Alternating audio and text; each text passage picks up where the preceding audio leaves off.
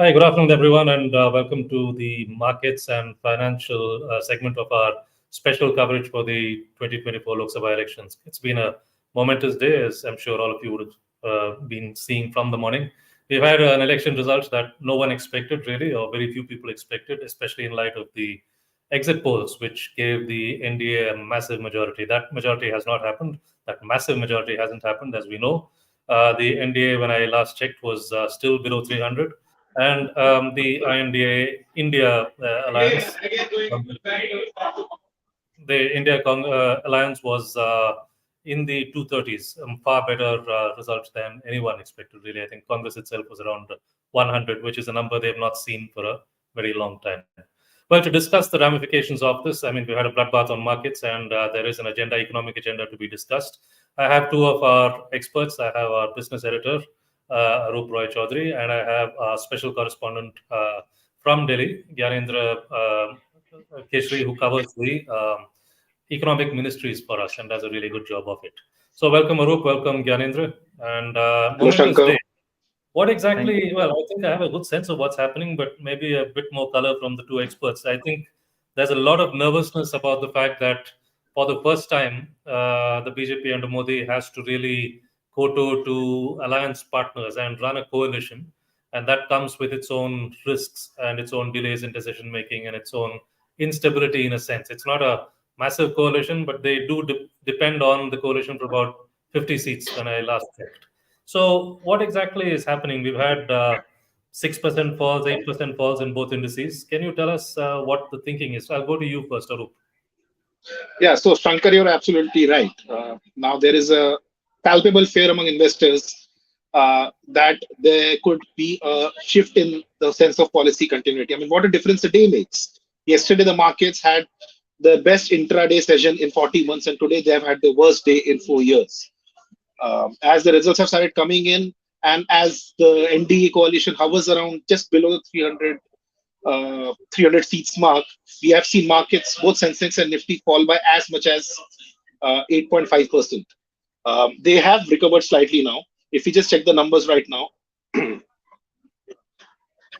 they are hovering at around 5%. There is a drop of 5.93% in Nifty right now, just before, I mean, that's how it closed at. And the Sensex closed 5.74% down. So what is interesting to note is that a lot of the stocks which are seen as to benefit from the Modi government's economic policies, as well as the PSU stocks, are the ones which have really seen a huge sell-off today. If we just open, if I just open this for you, we have had Adani ports falling by as much as 21%, and Adani Power falling by as much as 17%. We have had a huge scene. We have seen big falls in HDFC Bank, Adani Entertainment, Reliance. State Bank of India is now down. It closed down 13.4%. So we are seeing a lot of bloodbath, especially in the PSU stocks, PS financial stocks, state-owned banks, state-owned financial companies. And we are seeing a huge sell-off, especially in Adani stocks and in some Reliance stocks, as these are the ones which are seen to have benefited a lot over the past 10 years from the government's policies, so to speak. Sure, I like what you said first, that what a difference a day makes. I think yesterday everyone was reacting to the exit polls that came out on Saturday, and there was a huge reaction, possibly disproportionate reaction. And today it's reacted the opposite direction with a vengeance. Now, what sort of signal does this send? I mean, it's a lot. I mean, some of the analysts I've been watching say that this is a good opportunity to buy or to sit tight. No one is pushing the panic buttons just yet on the medium term and long term story. What do you make of that? I'll go back to Arup and then maybe Gyanendra. Yeah.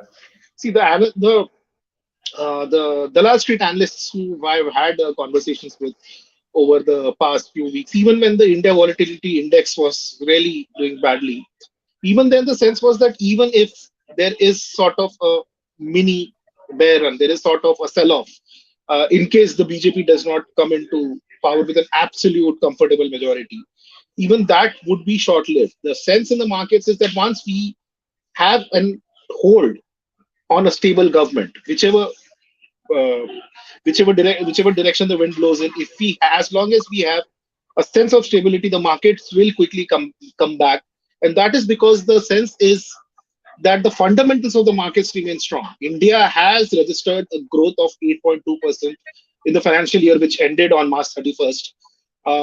The fundamentals remain strong. There is domestic demand, especially among the urban and semi-urban areas, which is driving the economic growth. And all the indicators look pretty good. So the sense is that the foundations of economic growth are there. As long as any government which is in power can align itself with the reform roadmap, that will be enough for the markets to once again uh, sustain, take us upward sustained momentum. What obviously now investors are looking for is what is the news on government formation? How quickly can a government will form? Can a government form? Is there a sense that anyone apart from BJP can form a government? Which is a remote possibility right now. In fact, almost non-existent. But that is something investors are looking at. Investors will look at the messaging which comes out of the government over the next few days or weeks, and of course, the July budget. That is going to be a very important marker. The market, how markets shape up for the rest of the financial year depends a lot on how the July budget is. Sure, we'll just come to that. But, I Yeah. think we shouldn't understate how bad today's sell-off has been. I mean, I think all of the gains of 2024 have been wiped out. There was a perception in the market even a few months back that it was overheated. I think you had regulators saying that there was a lot of froth in mid-cap, small-cap stocks. Even the large caps. This was one of the world's costliest markets. Well-performing economy, yes, but I think the stocks were getting ahead of themselves. Is there a sense that this is now going to bring about a correction more down to sort of more realistic levels? Uh, yes. There could be profit booking, what we call profit booking and sell-offs in certain stocks, because view the analysis, not all the stocks are overheated, but certain stocks. And again, these are some of the stocks which have seen the biggest sell-off today. Reliance is one stock which is always been considered by analysts to be overheated, and even some of the Adani stocks. So the shares in which we are seeing the biggest sort of the sell-off today are the ones which have been traditionally considered by the large street analysts as being somewhat overheated, and it is something that we will have to see over the coming few days. This entire week is going to be important, not just this day, because over the next 4 days we will get a better sense of when the government formation will actually take place, who will be the people in charge of the key portfolios and the key economic portfolios. That is also something which we'll get to know in the next few days. So these are the things that we'll have to look out for, and that is what the investors will definitely react to that. Yeah, I think investors will definitely react to all of that. Yeah, you said something that would have sent a shiver down the spines of a lot of people. A non-NDA government actually coming into place. That's extremely remote possibility, one has to say. But I think what is very clear is that you will have an NDA government. They're already talking about government formation. You will have an NDA government in which the allies call some of the shots, if not all the major shots. So, Gyanendra, what does this mean? Having a bunch of coalition partners who can really hold you to ransom, in a sense. I'm not saying that's going to happen, but there is always a risk, and that I think is what the market is worried about. What impact will that have on policy making? Yeah, so since the beginning of this calendar year, when you have since January, there was a sharp jump in the market, and obviously these stocks that we are talking about due to the focus on capex and Adani stocks, Ambani stocks, so there was sharp jump, and this was because the 400 par, or there was this a factor in that Modi is going to come back with a massive majority. Who were the people investing in? It was mostly the domestic institutional investors. Since the beginning of this calendar year, foreign institutional investors have been the net seller. Till yesterday's close, they have sold more than 1 lakh crore worth of stocks, while the domestic institutional investors have invested double that money, more than 2 lakh crore rupees. So it was a rally driven by the domestic institutions, like you can say LIC, and they have a substantial investment in that. That was factored in. Now, what happened yesterday? Yesterday was like, okay, what was market expecting is get into that. For FIIs also invested yesterday. It was the net. Yeah. So what we are saying that it's okay. Modi government, Modi is going to form the government, but who will be the finance minister? Who will be the other persons making the economic decisions? So if that, say, your finance ministry goes to some collision partner or some other key economic infrastructure ministry goes to in the hands of some collision partner, then you have problem. You will not be able to maybe implement the things the way it should be. So the market is fearing that the continuity in reforms and the continuity in capex puts, that might get derailed, and that is the fear.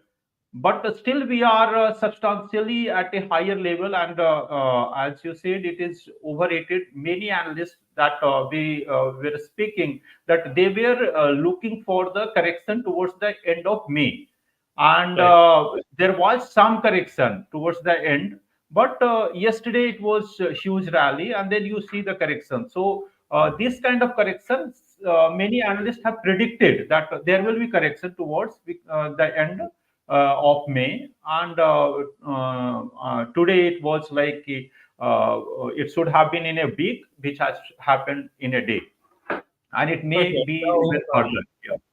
let me just toss this back to you and Arup in Bangalore. You say that there is a risk that reforms will be stalled, will not continue if the coalition parties get into key portfolios. But we've seen over the years. I mean, we've run coalition governments in this country. I think the 2 terms of Modi are more an exception than anything else. We've seen coalition governments which have run. I mean, very reforming governments in that sense. We've had a lot of reform, economic reform, under the Congress governments in the past, and possibly under earlier BJP governments as well. Is this a real threat? I mean, do we really need to worry this much about reforms slowing down even? Arup? Yeah, before I answer that question, Shankar, I just wanted to point out the rupee also posted its worst day today since February 2023. It fell 0.47% at closed at 83.53 against the US dollar. Okay.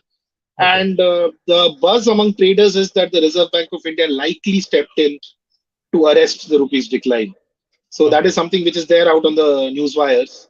Now, coming back to your question, uh, see, this government has been associated with certain buzzwords and certain reforms which the markets have taken a liking to. Infrastructure Mhm. spending is one of them. Record infrastructure spending from the central government. In fact, since the pandemic, it is the infra spending of the central government which has been sort of the key driver of whatever recovery the economy, and economy has been a very strong recovery. So that has been the central plank to it, infrastructure spending, because that has a multiplier effect on the entire economy. Second, buzzwords and schemes like PLI in manufacturing, and these have gone a long way in job creation. Getting global companies like Apple and others to manufacture their phones in India, the semiconductor policy, and all of these are markets have taken a fancy to these initiatives and policies by the government, and Modi has been seen as a pro-reform prime minister. So there could be some adjustment issues, in the sense investor sentiment adjusting to government, in the possibility that it is not an NDA government, it is not a Modi government.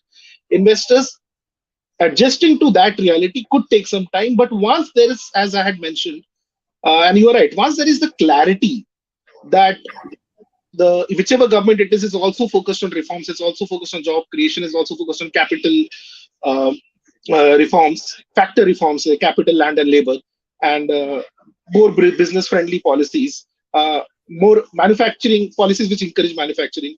As long as whichever government is in power can come up with these initiatives, can focus on these initiatives, I think, like in the long term market, in the medium term market should be good. Once it's just about the adjusting to the reality in case there is a non-NDA government, adjusting to that reality. I think that's it.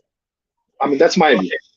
One final question. I think we are almost out of time, but one final question for you again, Arup, since you know the finance minister, she was gracious enough to give you an interview. How much?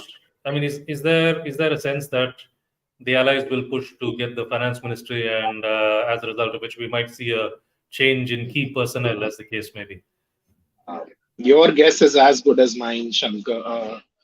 As we have been discussing, with this kind of a majority, just short of 300, it opens up a lot of possibilities. Even now, as we know, it is pretty much the NDA which is set to form a government. But again, with coalitions and all, which are the plum key economic ministries which the allies, as Gyanendra had mentioned, which are the key economic ministries which the allies and the coalition partners would want for themselves? Ultimately, investors do recognize that whoever is the finance minister or the commerce minister this is a very centralized government. It is Modi that investors react to more than they react to, say, a Nirmala Sitaraman or a Ashwini Vaishnav. So again, that is something today. I mean, we don't know if that same level of centralization will obtain. Right?